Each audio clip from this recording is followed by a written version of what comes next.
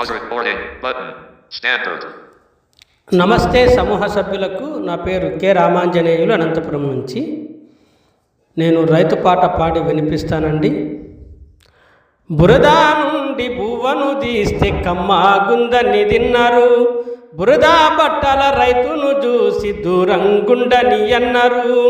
చెమట చుక్కల సత్తువతోని పుడమి పురుడు పోసుకున్నది, కంటి పాపల కావలిలోని పంట రాసి నెలకొన్నది.